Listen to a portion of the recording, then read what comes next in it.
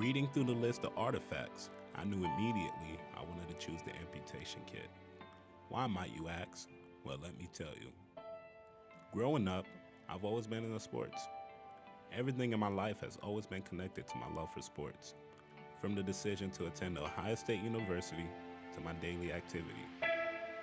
Even though I've always participated in athletics, I truly fell in love with it when I started high school. I had a hard time finding a sport I was interested in. My favorite sport was soccer, but because there weren't many people in my school who were interested in playing, I ended up doing track instead. The football coach used to help out with the track practices on occasions. Because of this, I ended up joining a football team and becoming close to his 5-year-old son, EJ. I always picked up EJ before practice, and he liked to do everything I did. He always bragged that he was faster than me and that he was the fastest person alive. He went on to brag that I wouldn't be able to catch him even if I was in the fastest car ever made. Despite the fact that EJ's mother was the track coach and his sister was also on the track team, he would follow me everywhere I went. We ended up becoming so close that whenever EJ asked his mother for something, she'd say, "Go ask your brother." After every track meet, EJ would always be the first to meet me at the finish line whether I performed well or not. He'd always remind me with a sassy look, "I'm still faster than you, Dewana." When track season ended and football training began, my trusted companion stayed glued by my side. However, his mood and overall attitude had changed.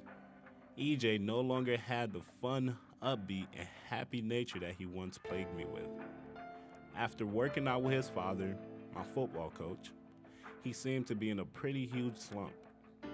When I asked EJ what was the matter, he said something that completely changed my views on the incredible opportunities and gifts that allowed me to keep playing sports.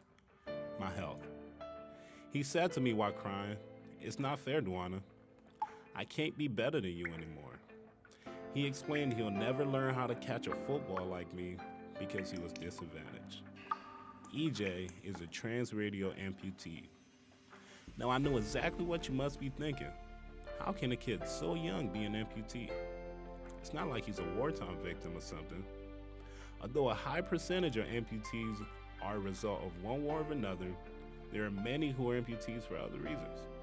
In EJ's case, the umbilical cord got cut around his arm, and in order to save his life, doctors had to amputate his arm. I'm only glad that EJ was born during the modern era of medicine. Things like anesthetics and sterile surgical equipment did not always exist.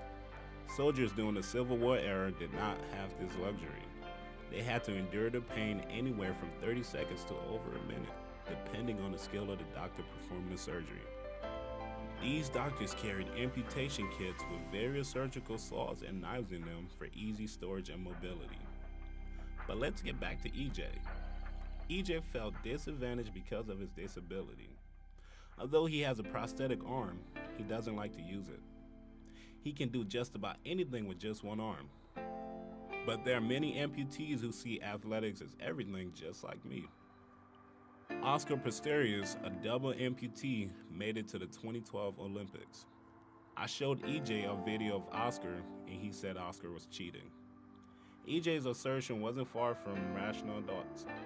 Some people felt as if Oscar had an unfair advantage because of his prosthetic.